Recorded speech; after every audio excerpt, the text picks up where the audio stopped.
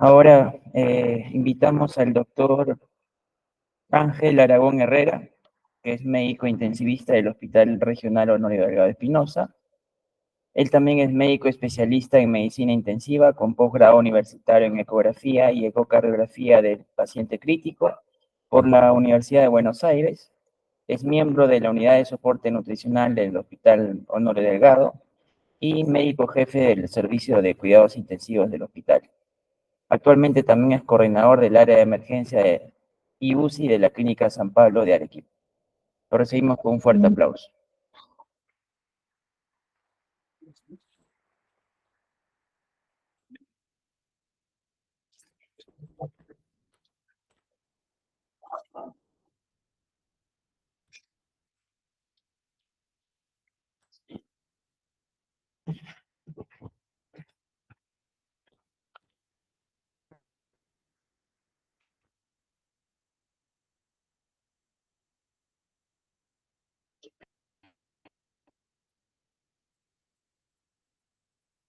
Bueno, buenos días con todos los presentes. Espero se me escuche adecuadamente. Primero que nada, un agradecimiento al comité de la organización de este congreso por la invitación para poder presentarles la siguiente charla. Como bien me presentaron, mi nombre es Ángel Aragón, soy médico jefe de la unidad de cuidados intensivos de aquí del hospital, médico intensivista con conocimientos en ecografía y ecocardiografía crítica. Y bueno, el tema que les vengo a traer el día de hoy, quizás para los que estén interesados, veo que hay algunos alumnos también, es un tema que difícilmente vamos a poder resumir en 30 minutos, pero la intención de esta ponencia es más picarles un poquito el bichito a los interesados en que este tema de ecografía o ecocardiografía no es un tema lejano, no es algo que debemos dejar solo para el ecografista o solo para el cardiólogo o inclusive para alguna otra especialidad que solo haga ecografía. La ecografía en sí la podemos manejar todos, desde el primer nivel, desde estudiantes de medicina, desde el SERUM, hasta médicos especialistas en áreas críticas, en hospitalización, consultorio externo, e inclusive en visitas domiciliarias, como vamos a ver a continuación. Siguiente, por favor. Bien. Coloqué el nombre a la ponencia de ecocardiografía crítica porque es lo más conocido, es lo que puede uno leer y puede asociar. Pero el nombre correcto de la ponencia es POCUS cardiovascular. ¿Qué cosa quiere decir POCUS para los que no tienen conocimiento o para los que es un término nuevo? POCUS viene de las siglas Point of Care Ultrasound, que significa ecografía al pie de cama. En este caso, ecografía al pie de cama cardiovascular. No cardíaca, porque si solo nos enfocamos en intentar evaluar o valorar un paciente a nivel cardiológico, vamos a quedarnos con muchas preguntas o muchas interrogantes. Es por eso que el término correcto es POCUS cardiovascular, que viene a ser sinónimo de muchos otros términos que seguramente conocen. Ecocardiografía crítica, engloba POCUS cardíaco, ultrasonografía cardíaca dirigida, monitoreo hemodinámico guiado por ultrasonografía, POCUS vascular, POCUS pulmonar, reanimación guiada por ultrasonografía, etc. Entonces, englobando, el tema que vamos a tomar ahora es POCUS cardiovascular y les voy a explicar un poquito más adelante por qué. La agenda que vamos a tocar el día de hoy es una introducción rápida, la definición en sí, características, escenarios en los cuales podemos utilizar el POCUS, paso a paso del POCUS cardiovascular, que mostrarles el día de hoy, otros escenarios en los cuales podemos desarrollarnos, fortalezas del POCUS, limitaciones también del mismo, y cuál es el futuro del Point of Care Ultrasound. Bien. ¿Qué diferencia una ecografía al pie de cama, un point of care ultrasound, de una ecografía formal, o en este caso de una ecocardiografía formal? La ecocardiografía formal es realizada por un cardiólogo en un laboratorio de ecografía, en un paciente estable, con tiempo. Generalmente es un proceso que dura entre media hora en promedio, y la finalidad es evaluar de manera global la función y anatomía cardíaca de ese paciente. Mientras que el POCUS cardiovascular, o el POCUS cardíaco, como quieran llamarlo, está enfocado en responder una pregunta concisa, puntual. Si mi paciente está con inestabilidad hemodinámica, o sospecho de un infarto, sospecho que le falta volumen, sospecho que no está funcionando bien el corazón, el POCUS cardiovascular va a ser un procedimiento que va a estar enfocado en responder rápidamente esa consulta. Generalmente es un estudio bastante rápido, que dura menos de 10 minutos y nuevamente está enfocado en responder alguna interrogante que nosotros como médicos estamos intentando responder. No es ajeno a todos que los ecógrafos cada día más o cada día son mucho más portátiles, más económicos, están al alcance de todo el mundo. Ya no es raro ver a estudiantes o a médicos o especialistas que tengan un ecógrafo portátil, que lo lleven inclusive en el bolsillo. Es más, algunas revisiones hacen la comparación de que el ecógrafo portátil se está volviendo cada vez más a lo que en su momento fue el estetoscopio.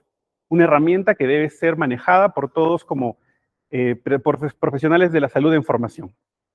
¿Sí? Cada día más, inclusive en Estados Unidos, en otras realidades, ya es parte del examen físico de un paciente.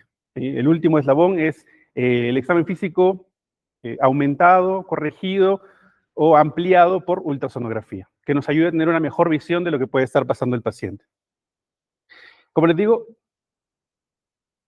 es distinto en el sentido de que un POCUS está diseñado directamente a responder una pregunta, mientras la ecografía formal es un estudio totalmente distinto, en un ámbito totalmente distinto.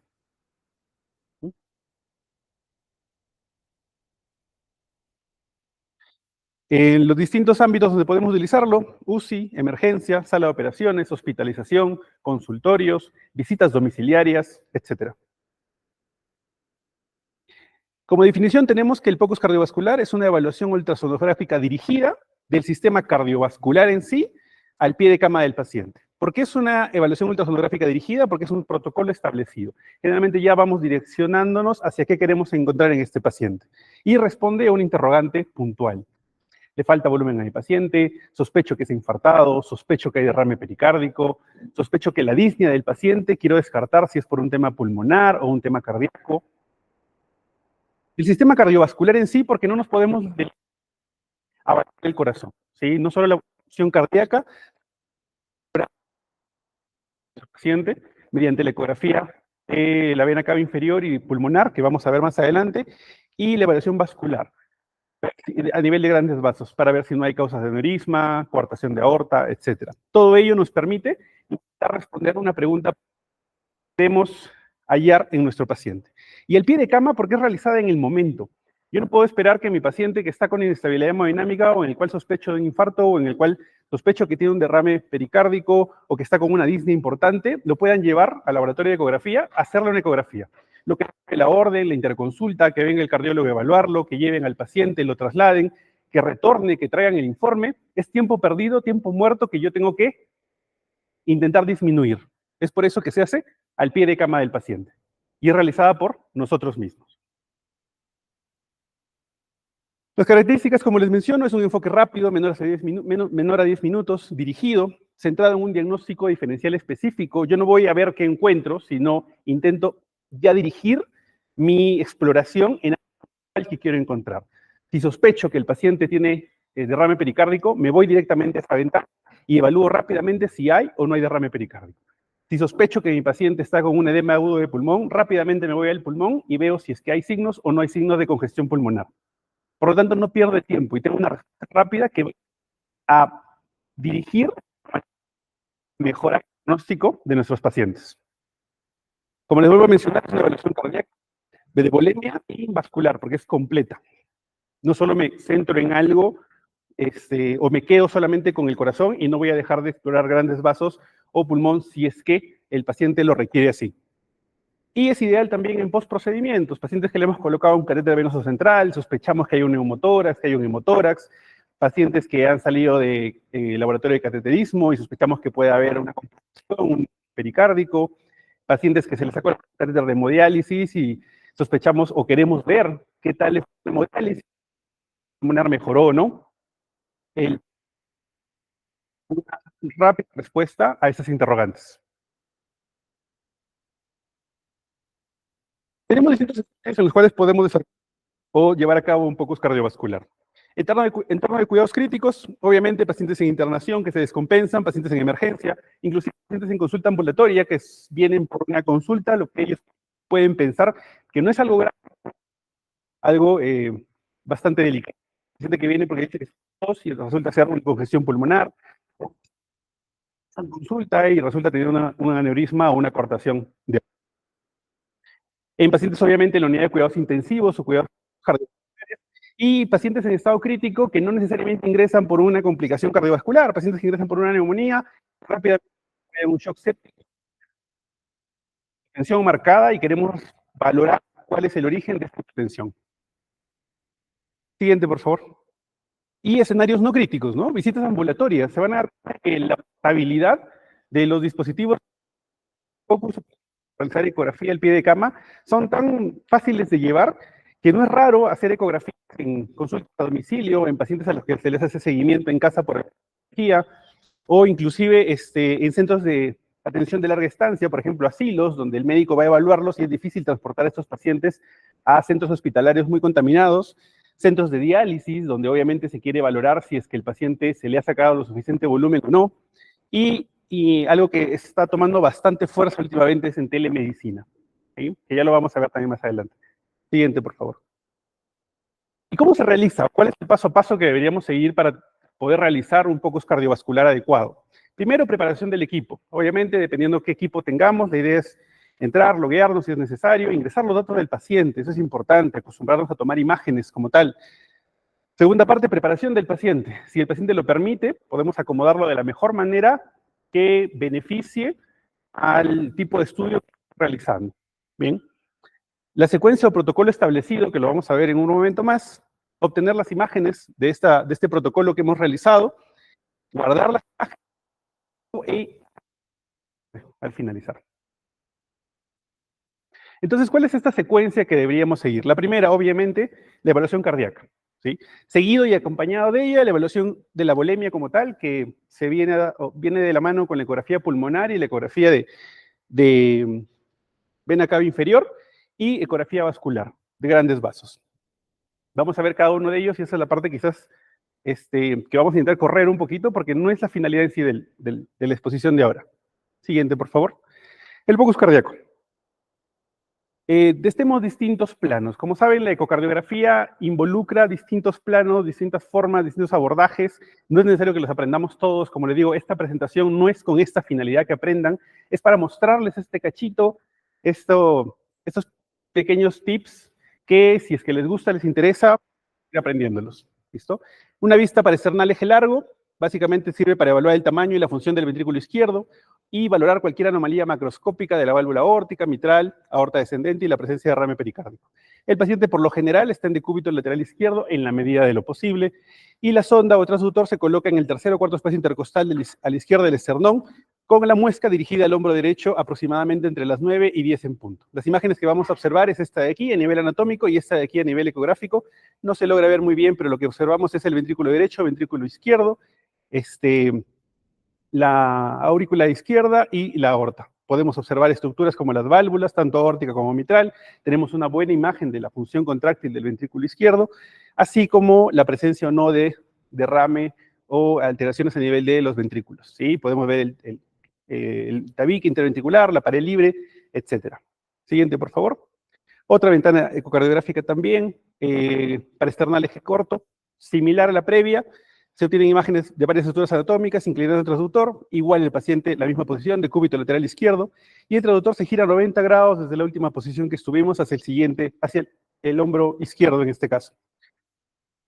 Y queda perpendicular al eje longitudinal del ventrículo izquierdo. La imagen que obtenemos es a nivel de grandes vasos, podemos observar también a nivel de músculos papilares y a nivel del ápice del ventrículo izquierdo. Nos permite también una evaluación casi completa de la función cardíaca a nivel segmentario, y a nivel de grandes vasos podemos ver la aorta, así como las distintas estructuras como aurícula izquierda, aurícula derecha y el tracto de salida del ventrículo derecho.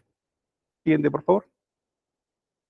Apical 4 cámaras, que es la más conocida, quizás la reconozcan por esto de aquí, se coloca el transductor a nivel del ápice del corazón y obtenemos una imagen similar a esta, donde se ve mucho más grande y más prominente el ventrículo izquierdo con la válvula mitral, el ventrículo derecho con la válvula tricúspide e inclusive las aurículas. ¿Sí? Nos da también una idea global de cuál es la función del corazón, así como si es que pudiera haber o no alguna alteración a nivel del flujo de salida, o el flujo de entrada, perdón, a nivel de la válvula mitral y válvula tricúspide. Siguiente, por favor. Un 4 cámaras enfocado en el lado derecho, nuevamente solamente es enfocar un poco el transductor hacia el derecho para tener una mejor visión de ver si no hay dilatación de cavidades derechas, sospechando un tromboembolismo pulmonar, por ejemplo, o en casos de taponamiento, ver colapso del ventrículo derecho, sospechando un derrame pericárdico que esté causando taponamiento cardíaco. Siguiente. Vista de 2 cámaras, se enfocan en el lado izquierdo del corazón. Similar a la de 4 cámaras, solo se gira desde la vista 4 cámaras completa, el transductor aproximadamente 60 grados en sentido anteriorio para mostrar la vista de 2 cámaras. Siguiente. 3 cámaras, o a veces inclusive llamados 5 cámaras, donde vemos la raíz de la aorta y la salida del flujo sanguíneo. Nos sirve mucho para medir el flujo de salida, para medir BTI, inclusive para poder medir el gasto cardíaco. Vista subcostal es una de las preferidas en ámbitos críticos, donde hay pacientes ventilados, donde la vista paraesternal no es muy adecuada, y nos permite también una visualización casi de las 4 cámaras. El traductor se coloca en posición subsifoidea y el marcador o muesca apuntando hacia el hombro izquierdo del paciente. Inclusive en esta ventana podemos valorar también la vena cava inferior. Siguiente.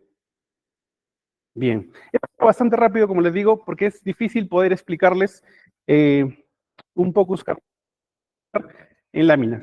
¿Sí? El POCUS se aprende en la práctica, como lo vamos a ver más adelante. Pero es importante que por lo menos se vayan familiarizando los que estén interesados. En cuanto a la vista al pulmón, lo que valoramos en pulmón son las líneas B, que básicamente nos indican congestión, nos indican presencia de líquido, y a nivel de la vena cava inferior, la colapsabilidad, que nos indica qué tan repletada está nuestra vena cava inferior. Siguiente, por favor. No se logran ver muy bien las imágenes, pero ya habrá una presentación de POCUS pulmonar donde les explicarán un poquito mejor qué cosas son líneas B. A grandes rasgos es congestión pulmonar, líquido pulmonar, no son normales esas líneas B, y cuando tengo a mi paciente con líneas B, congestión. Sobrecarga de volumen, o sea, porque el ventrículo izquierdo no está funcionando adecuadamente y está provocando una congestión. ¿Listo? ¿Qué nos pacientes, por ejemplo, en hemodiálisis, o que van a hacerse hemodiálisis, les hacen hemodiálisis, mejora la disnea, o pacientes que vienen por emergencia y tienen, si es una neumonía, si es una congestión? Bastante. Siguiente, por favor. Igual, a nivel de la vena cava inferior, una vena cava adecuada, con la colapsabilidad llega a colapsar más del 50%, y en modo M, no se logra ver muy bien también, hay una colapsabilidad adecuada. En cambio, una vena cava inferior bastante depletada, que no llega a colapsar más del 50%, y en modo M no hay un cambio significativo, nos puede indicar que es un paciente que puede estar congestionado, puede estar con represión de volumen. Nuevamente, pacientes que vienen congestionados, que vienen sin recibir diálisis, que están disnéicos y no sabemos la causa, nos ayuda bastante. Bien, siguiente. Y finalmente, POCUS vascular, que, bueno, analiza los distintos vasos. En este caso, la aorta, podemos tener una visión subsifoidea para valorar la aorta abdominal, una vista de apical, que es esta de aquí, longitudinal, preesternal, longitudinal, eje largo, donde vemos también, podemos ver la aorta bastante repletada, si es que sospechamos que puede estar el paciente con un aneurisma o no, causa de dolor torácico. Las demás imágenes no se logran ver muy bien, pero este es a nivel subsifoideo, y este es a nivel, perdón, suprasifoideo, a nivel de la escotadura external, y a nivel subsifoideo. Siguiente. Venas profundas, en pacientes con disnea también, de inicio súbito, en el que sospechamos un tromboembolismo pulmonar. ¿Cómo podemos saberlo? Antiguamente es dímero D, y que venga el dímero D, y sabemos que el dímero D puede ser muy específico, pero nada sensible. Una ecocardiografía rápida, un POCUS cardiovascular, nos ayuda a si hay dilatación de cavidades derechas, si hay presencia de trombos en venas de miembros, también sospechoso de que nuestro paciente puede estar cursando con un tromboembolismo pulmonar. A nivel de la carótida, si podemos sospechar que nuestro paciente puede o no, o ha desarrollado un infarto, buscar la causa de ese infarto o de ese stroke cerebral, y buscar, como valga su redundancia, trombos a nivel de las carótidas. Y finalmente, como guía vascular, al momento de hacer procedimientos, al momento de buscar un catéter, es más, las guías en la actualidad, por lo menos no acá en Perú, pero que todo procedimiento invasivo de colocación de catéteres debe estar guiado. Mejor pronóstico, mejor el éxito del procedimiento y complicaciones. Este cuadrito solamente para que se den cuenta las ventajas con un poco bien hecho. de tromboembolismos, derrames, disnea, etcétera, nos puede ayudar a dar una idea fácil, una idea de qué cosa puede estar cursando nuestro paciente. ¿Es necesario que lo haga el cardiólogo? No. ¿Lo podemos hacer nosotros? Sí. Pero no es tanto como ustedes pensarían. Otros escenarios, perfiles preoperatorios para ver si nuestro paciente reúne las condiciones adecuadas para someterse a alguna cirugía y en pacientes post-RCP. Fortalezas de la ecocardiografía poco ahorro de costos, tiempos. Como hemos visto, el tiempo es importante al momento de manejar un paciente, ¿correcto? Permite determinar pertinencia de ecocardiografías posteriores. Obvio, si hacemos una ecografía rápida de nosotros, un POCUS cardiovascular, detectamos algo que no está normal, nos da pie a hacer una ecocardiografía formal por un cardiólogo, ¿sí? Puede identificar patologías clave, incluso en ocasiones raramente apropiadas. El hecho de poder con el ecógrafo nos permite encontrar quizás riesgos que no pueden relacionándose con la clínica que pueden prevenir futuras complicaciones. Parte de un examen físico completo. Y puede reducir el tiempo de exploración comparado con un ecocardiograma estándar. Como ya les he dicho, el hecho de hacer la orden, llevar la interconsulta, que le hagan, regrese el reporte, puede ser 1 hora, 2 horas, inclusive días en nuestro medio. El POCUS lo resuelve en 10 o 15 minutos. Limitaciones, como lamentablemente todavía lo tiene, el conjunto de habilidades de POCUS no es uniforme. Actualmente no existen muchas academias o no existe un consenso de cuáles son las fortalezas o cuáles son las competencias que debe reunir un profesional para poder decir, ok, está certificado o está valorado en POCUS y es creíble las imágenes o los estudios que pueda realizar. Pero hay formas de poder mejorar eso, ¿no? Integración a lo largo de la formación médica. En Estados Unidos, parte de la formación de los médicos de pregrado, el desarrollo de asimismo, la capacitación y certificación de profesionales, la inclusión de ecografía en la residencia. ¿Sí? Muchas especialidades llevan, obviamente, ecografía, pero hay especialidades que no necesariamente la llevan, pero en áreas de emergencia, UCI. Y de medicina interna u otras. Siguiente. Poca disponibilidad de tecnología. Ciertamente sucede en todos los hospitales MINSA. No tenemos mucho alcance para poder tener ecógrafos de buena calidad, lo que también afecta la calidad de dispositivos e imágenes, y no hay un acuerdo uniforme sobre la documentación necesaria luego de uno de estos esfuerzos. ¿Sí? Siguiente. El futuro, inclusive cada vez más se está integrando lo que es la inteligencia artificial para ayudar a exploradores o expertos en la materia en la implementación del POCUS. Ayuda a guiar la y podemos hacerlo inclusive a través de telemedicina, guiándonos por especialistas que nos pueden ir indicando si estamos haciendo bien o no las cosas. Siguiente.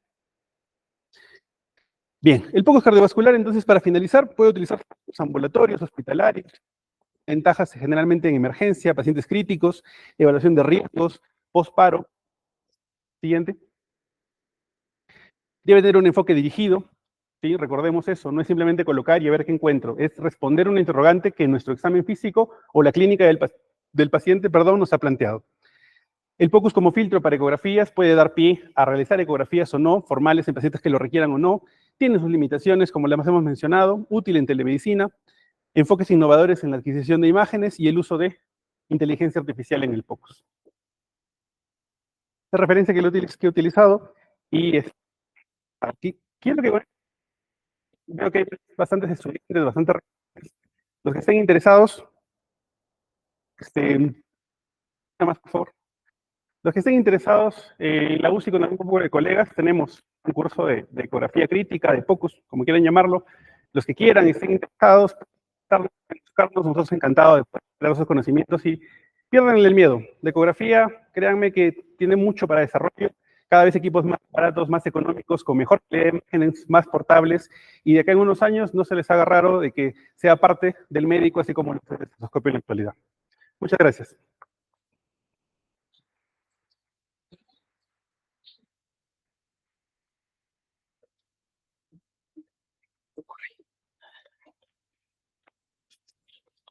Agradecemos al doctor Ángel Aragón por tan excelente ponencia.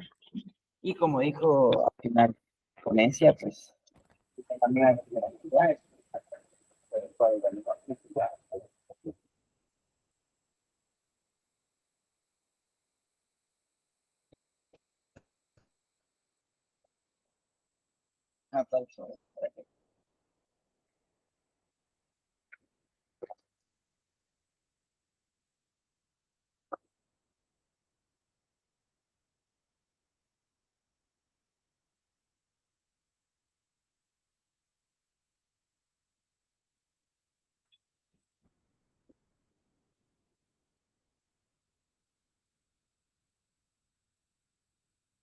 A continuación,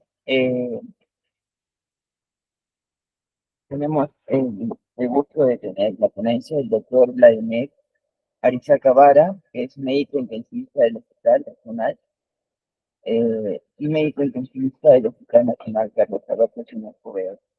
Y nos dará una charla acerca del manejo de la voz en preeclampsia.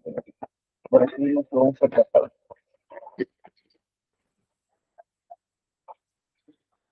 ¿Se escucha bien el micrófono? ¿Se escucha bien? Sí, perfecto.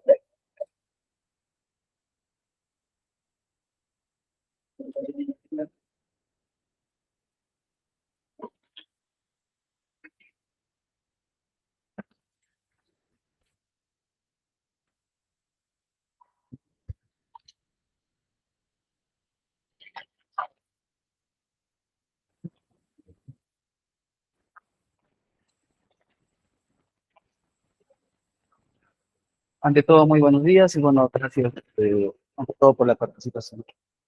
El tema que vamos a tocar en esta oportunidad son aspectos destacados de la preeclampsia severa. Bueno, lo tomé porque me parece un tema muy bonito, muy interesante y espero que a ustedes también les parezca interesante, ¿no? Porque me pareció que la fisiopatología de este tema que tiene mucha correlación con respecto a la sepsis y con respecto a las patologías autoinmunes. Empecemos, por favor. Bueno, en la presente exposición vamos a tocar objetivo, introducción, cualificación y finalmente conclusiones.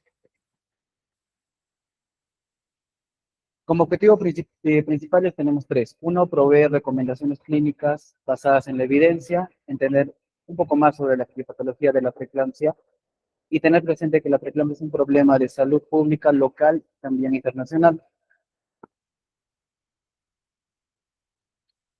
Como introducción, definimos a la preeclampsia como un síndrome heterogéneo, multisistémico, de severidad variable, que se relaciona básicamente con el desarrollo normal de la placenta, con la interacción de múltiples factores que llevan como daño final a un daño endotelial. Se puede también presentar, bueno, se presenta principalmente no con hipertensión y en la mayoría de los casos con proteinuria. Dentro de la clasificación y conceptos básicos, definimos como hipertensión gestacional a la elevación de la presión arterial en ausencia de proteinuria que se produce posterior a las 20 semanas de gestación, y también se define bueno, la COP define como preeclampsia severa la presencia de hipertensión arterial después de las 20 semanas de gestación, en la cual se suma también la proteinuria. Siguiente, por favor. Bueno, en esta tabla podemos ejemplificar los diferentes tipos de estados hipertensivos del embarazo. En los tiempos vamos a tocar los más importantes, ¿no? Hipertensión crónica, que es la presencia de hipertensión arterial, vale decir una presión arterial sistólica más de 140 y una diastólica más de 90 antes de las 20 semanas de gestación. Dentro de la clasificación de preeclampsia se dividen en dos: preeclampsia sin criterios de severidad y preeclampsia con criterios de severidad. Preeclampsia sin criterios de severidad, el aumento de presión arterial para la sistólica más de 140 y la diastólica más de 90, en la cual se tiene que sumar la presencia de proteinuria. La proteinuria se caracteriza por la presencia de más de 300 miligramos en una de 24 horas y la presencia o en una tira reactiva, la presencia de más de 2 cruces.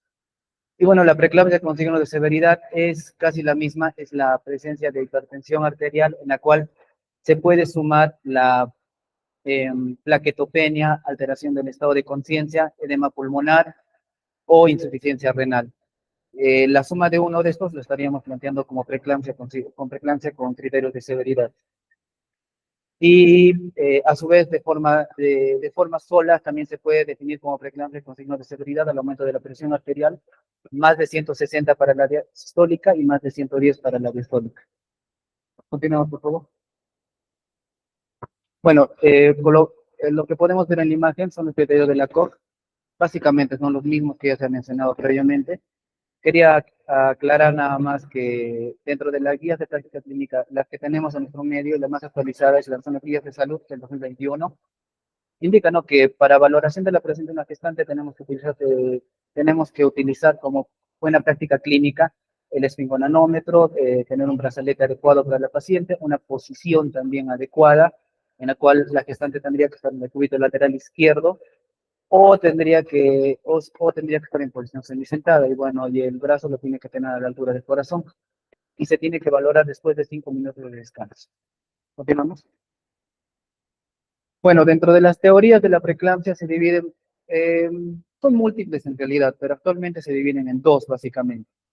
Una de ellas es la teoría de las dos etapas, la segunda es la teoría cardiogénica.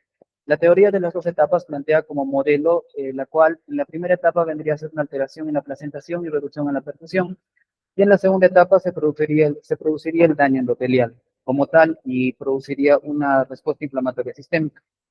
Y bueno, en la segunda etapa plantea como causa primaria una disfunción cardíaca preexistente o solapada en la paciente. Es una teoría que, bueno, recién está entrando, pero ya tiene ciertos criterios, ¿no?, que los vamos a comentar. Siguiente. Bueno, empecemos. En la teoría de las dos etapas, bueno, en condiciones normales, como podemos ver en la imagen, el trofoblasto gestacional, una vez producido, lo que hace es ocasionar una infiltración. Produce una infiltración inicialmente a nivel del miometro y posteriormente a nivel de las arterias espirales. En condiciones normales, esta infiltración es una infiltración sostenida, es una infiltración en la cual, como pueden ver en la imagen, lo hace de forma enérgica y crea una neovascularización adecuada hacia la placenta. Ese es el primer punto. En segundo punto, como podemos ver, vemos las células T y también vemos las células NK, ¿no?, que son células de respuesta inflamatoria. Condiciones, como le digo, no ya normales, en un embarazo normal hay una respuesta inflamatoria, pero tolerante. La gestante tolera este inicio de este nuevo órgano, que vendría a ser la placenta.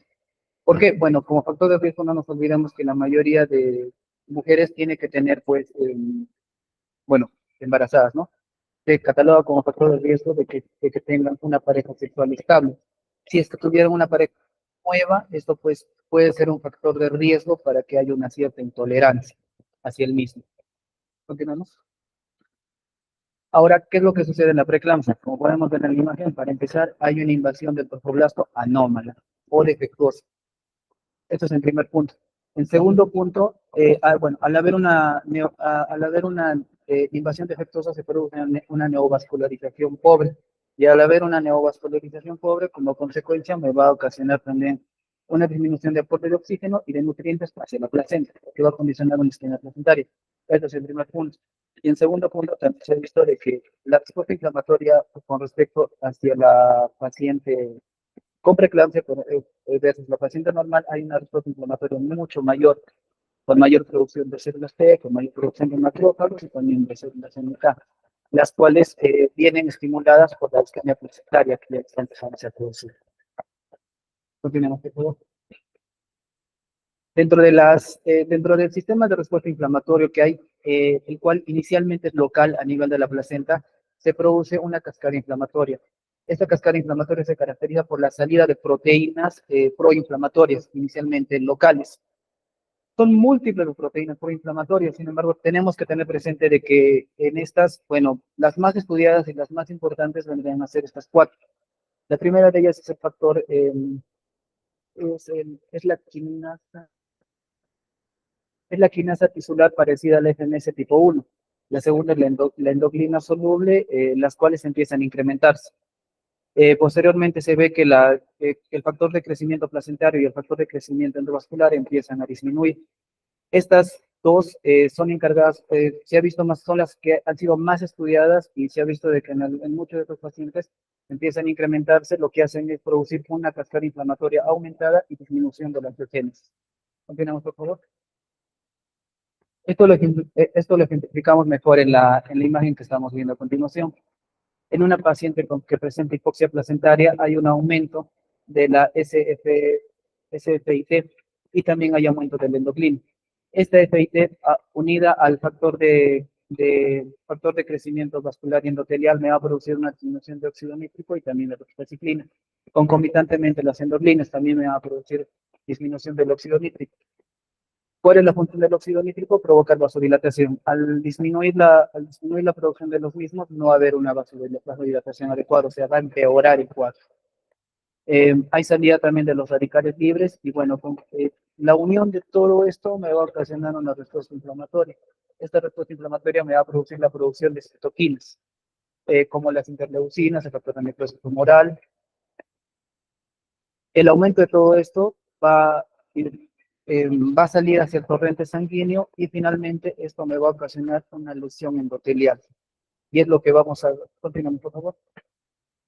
Y es lo que nosotros vamos a corroborar en la clínica del paciente, ya que la preeclampsia tenemos que tener presente que es una enfermedad multisistémica que afecta a todos los órganos, que inicialmente si bien se produce a nivel de la placenta, posteriormente va a ocasionar pues daño generalizado. Tiene mucha correlación con la sepsis, se han dado cuenta de que la sepsis también produce un daño endotelial, que inicialmente pues es localizada para orden generalizado, ¿no?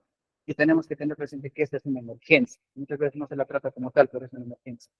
Bueno, continuamos, por favor. Empecemos. ¿Cómo se produce la hipertensión arterial? La hipertensión arterial se produce básicamente por la vasodilatación anómala. Esta vasodilatación anómala provoca pérdida de líquidos en el tercer espacio. Esta pérdida de líquidos en el tercer espacio me va a ocasionar como mecanismo de defensa que el paciente presente un aumento de la resistencia vascular. El aumento de la resistencia vascular se traduce como vasoconstricción. Y esa vasoconstricción me va a ocasionar una hipertensión como mecanismo de defensa. Continuemos. La disfunción renal se cataloga como disfunción renal el aumento de creatinina mayor a 1.1 o mayor a 2 veces la creatinina basal del paciente. ¿Cómo lo corroboramos? Mediante biopsia se puede valorar, ¿no?, mediante la presencia de endoteliosis glomerular. ¿Cómo se produce la endoteliosis glomerular? Se produce básicamente por una inflamación a nivel endotelial que produce la pérdida de porocitos y la pérdida del espacio y la pérdida del espacio intravenoso. Esto me va a ocasionar depósito de fibrina. Al haber esto, va a haber una disfunción a nivel glomerular, y esta disfunción a nivel glomerular me va a producir el escape me va a producir el escape de mayor cantidad de proteínas. Al haber escape de mayor cantidad de proteínas, esto lo corroboramos con la proteinuria del paciente. ¿Qué más? La presión oncótica va a caer, va a haber mayor fuga capilar y la presión arterial, bueno, obviamente se va a elevar mucho más, ¿no? Y va a haber edema de miembros inferiores. Continuemos, por favor. Va a haber disfunción hepática. El concepto es el mismo. Va a haber disfunción endotelial, la cual va a provocar daño a nivel de las células endoteliales del hígado y posteriormente una complicación tardía podría provocar una necrosis hepatocelular. ¿Esto cómo lo corroboramos? Lo corroboramos valorando las transaminases. Los valores tienen que ser 2 veces el valor basal. ¿Tenemos? La disfunción hematológica. ¿Cómo se produce la disfunción hematológica? Bueno, actualmente no hay un concepto definido. Sin embargo, que se cree que la disfunción hematológica se produce por una coagulopatía de consumo. ¿Cuáles son las características más importantes de una paciente de preeclampsia? 1, plaquetopenia, y 2, CID. Se produce básicamente por una mayor activación en la agregación plaquetaria. En una paciente gestante normal hay una mayor agregación normal. 2, alteración en el embarazo, aumento de fibrinógeno, como ya les dije, y bueno, y disminución de los sistemas de anticoagulación, tanto de la proteína C como de la proteína E. Continúa, por favor. Bueno, y en el producto, obviamente, una placenta que presenta disminución de la y también disminución del aporte de los nutrientes, también pues de forma secundaria el producto va a tener pues, una disminución, pues, una restricción del crecimiento intrauterino, y en el peor de los casos, un deceso. ¿Tenemos, por favor? Bueno, quería destacar ciertos puntos. Desde el punto de vista neurológico, bueno, ¿cómo valoramos esta parte? Se valora uno de los síntomas más importantes vendría a ser la cefalea y la visión, alteraciones, escotones. A nivel de la cefalea, la característica más importante de la preeclampsia es que es una cefalea occipital o frontal bilateral. La misma es pulsátil y no cede ante la administración de AINES. Esto es importantísimo porque a muchos pacientes se le administra previamente en los puestos de salud paracetamol para la cefalea que están presentando. Los mismos no hay disminución del cuadro clínico. Tener presente también la cefalea porque, bueno, la mayoría de gestantes presenta de forma fisiológica ciertos eventos de cefalea y también tener presente que ciertos medicamentos como el nifedipino también les puede producir cefalea. Continuamos. La eclampsia. La eclampsia es una complicación ya de la parte neurológica. ¿Cómo definimos a la eclampsia? Se define como la presencia de convulsiones tónico-clónicas focales o multifocales de nueva aparición en el contexto de un paciente con eclampsia, en ausencia de causa orgánica o de causa funcional. Dentro de las teorías de la eclampsia, actualmente, bueno, tenemos que tener presente que la preeclampsia es una patología que está en estudio. Se plantean dos teorías, un inicio de un edema vasogénico y para posterior la formación de un edema citotóxico. Se produce el edema vasogénico. El edema vasogénico se produce, tenemos que hablar para empezar de la presión de perfusión cerebral. La presión de perfusión cerebral tendría que ser la presión arterial media más la PIC, menos la PIC.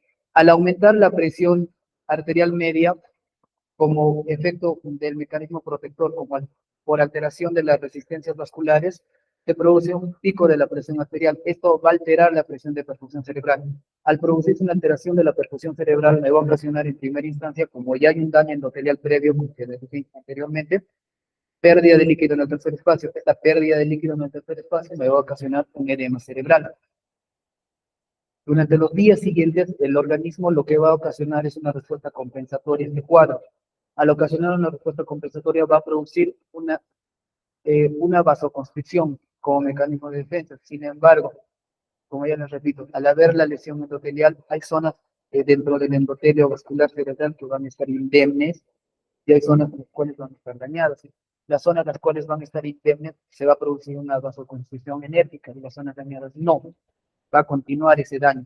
Al producirse una vasoconstricción enérgica, esto va a producir una disminución de la fuente de oxígeno hacia las células. Y esto va a ocasionar el edema citotóxico.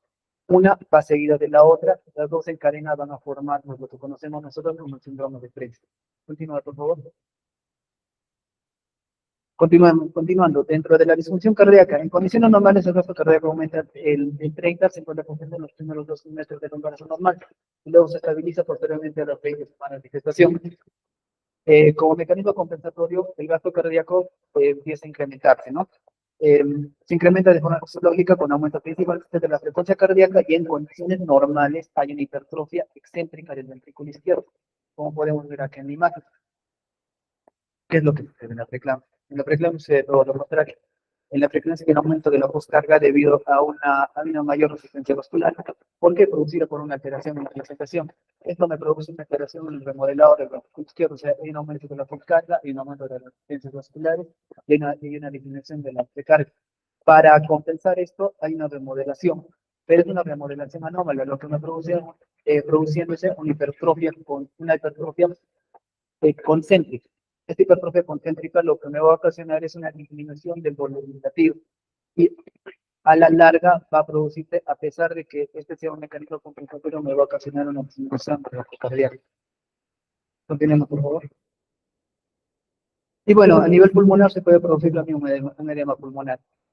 Es una complicación muy rara, casi no se ve, pero se ha visto que se produce principalmente por 4 eventos, uno de los cuales es el aumento de la permeabilidad vascular, lo que ya se ha comentado, una disfunción cardíaca, entender que la preeclampsia es una enfermedad multisistémica, el uso de corticoides y procolíticos. Se ha visto que el uso de corticoides, no se sabe actualmente cuál es el mecanismo de acción, pero se ha visto que tiene cierta preponderancia a la formación de edema pulmonar. Y finalmente la sobrecarga de volumen iatrogénica. Muchas veces nosotros en emergencia vemos que una paciente preeclámptica pues ingresa, ¿no?, con las mucosas orales secas, edematosa, bueno, refiriendo a una situación de sed intensa. Sin embargo, tener mucho cuidado, ya que estas pacientes no toleran mucho la fluidoterapia, no toleran mucho las cargas de volumen, y podrían, en el peor de los casos, producir una sobrecarga de volumen iatrogénica y generar un edema pulmonar. No tenemos, por favor. Bueno, Eso vendría a ser la primera teoría, la teoría de las dos etapas, que es la teoría que actualmente la mayoría de nosotros conoce, y bueno, la que ejemplifica pues la causa, no la falla multiorgánica que presenta esta paciente. Como segunda teoría se plantea la teoría cardiogénica. Para ella, primeramente hablamos de los factores de riesgo. Como podemos ver acá, quiero que me escuchen bien, por favor, se plantea dos factores, bueno, dentro de los factores, son factores de alto riesgo y factores de moderado riesgo. Dentro de los factores de alto riesgo está la preeclampsia previa, pacientes con diabetes, pacientes con embarazo multifetal y pacientes con hipertensión arterial crónica. Pasen por favor a la siguiente. Podemos ver en la siguiente imagen que tanto de los factores de riesgo con los pacientes de preeclampsia como los factores de riesgo con los pacientes femeninas con stroke son muy similares. Embarazo previo, alteración de la preeclampsia, diabetes gestacional. Continúe, por favor. Se plantea esta primera teoría, que tanto las pacientes preeclámpticas como las pacientes cardiópatas tienen esta similitud. Como segundo punto, hay un desequilibrio en el metabolismo de lípidos. Los pacientes con aterosclerosis, los pacientes con stroke presentan una disfunción a nivel del metabolismo de lípidos. Hay un aumento de los lípidos de baja densidad y hay una disminución de los lípidos de alta densidad, los cuales van a ocasionar aterosclerosis a nivel de los vasos, que la aterosclerosis es una lesión endotelial, ¿no? Básicamente, y esta lesión endotelial también se produce en la preeclampsia. Y bueno, como meta final, pues me va a producir pues una lesión endotelial generalizada y es lo que corroboramos en la clínica, ¿no? Se ha visto que esta lesión endotelial se produce tanto en estos en pacientes cardiópatas como también en estas clases de pacientes. Siguiente, por favor. Y bueno, como meta final, y esto ya lo hemos comentado, ¿no? Hay una alteración a nivel, hay una disfunción cardíaca, hay una disfunción endotelial, hay una hipertrofia concéntrica, la cual produce alteración a nivel hay un aumento como mecanismo compensatorio, un aumento de las resistencias vasculares. Posteriormente, si esto continúa perpetuándose, lo que me va a ocasionar es una disfunción cardíaca. Continúe, por favor. Bueno, dentro del manejo de la preeclampsia, lastimosamente no hay tratamiento para la preeclampsia. El único tratamiento definitivo es la interrupción del embarazo. Sin embargo, hay ciertos medicamentos los cuales me ayudan a disminuir el cuadro, dentro de los cuales uno de ellos es la aspirina. Lo que hace es básicamente disminuir la sintomatología, y no la va a parar, tenemos que tener presente. La recomendación se hizo mediante el estudio ASPRE, ¿no? Las guías de salud de 2021 recomiendan el uso de aspirina de 150 miligramos, iniciando de las 12 a las 16 semanas y continuando hasta el final de término del embarazo. Concomitantemente a la aspirina, nosotros podemos añadir también el calcio. No hay una recomendación específica sobre el calcio oral. Sin embargo, se puede utilizar calcio oral en todas las estantes por los múltiples metaanálisis positivos que ha habido sobre este medicamento. ¿Por qué? Porque se ha visto que muchos de los pacientes con preeclampsia, en estudios epidemiológicos, presentan una hipocalcemia. Y bueno, desde el punto de vista fisiopatológico también, el daño glomerular va a producir no solamente la salida no solamente la salida de proteínas, sino también la salida de calcio. Continuamos, por favor.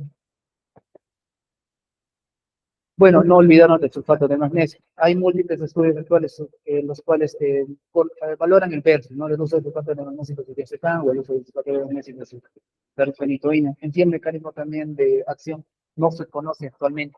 Sin embargo, se recomienda como ya protocolo el uso de sulfato de magnesio, 4 gramos en dosis de ataque y 1 gramo por 24 horas en dosis de mantenimiento. Sobre esto también hay mucho tema de discusión, ya que actualmente ya hay estudios en los cuales hay versus, ¿no? Sobre el sulfato de magnesio en dosis de 24 horas o dosis de 12 horas. ¿Y esto por qué? Uno pensaría, ¿cuál es la diferencia entre 12 y 24 horas? Más que todo por la mala tolerancia de volumen que presenta la paciente preeclámpica. Se está planteándose actualmente plantear dosis pues que vayan hasta las 12 horas. Continuemos, por favor. Sobre el uso de antihipertensivos, las guías de salud recomiendan, pues, como antihipertensivo de elección, el nifedipin. La dosis máxima podemos llegar hasta 120 miligramos. Y como segundo medicamento de elección se puede utilizar el labetalol. La dosis máxima 320 gramos. Y bueno, sobre el uso de corticoides, se puede utilizar posteriormente las 24 semanas de gestación, esto más que todo ya para el producto, se puede utilizar tanto dexametasona como betamethasona. La dexametasona se puede utilizar 4 dosis por 2 días y la betamethasona de igual manera. 12 miligramos cada 24 horas, 2 dosis. Lo tenemos, por favor.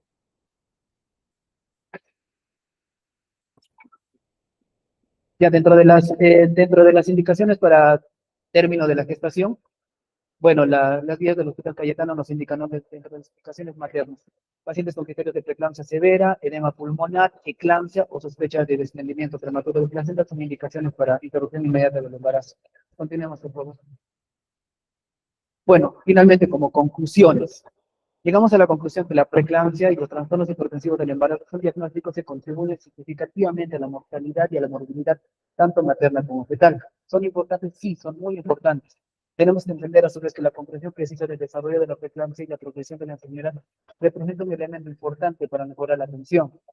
La preeclampsia tiene un impacto significativo en la salud cardíaca y general en el desarrollo de múltiples enfermedades cardiovasculares, ya que ustedes han visto, es un factor de riesgo a futuro.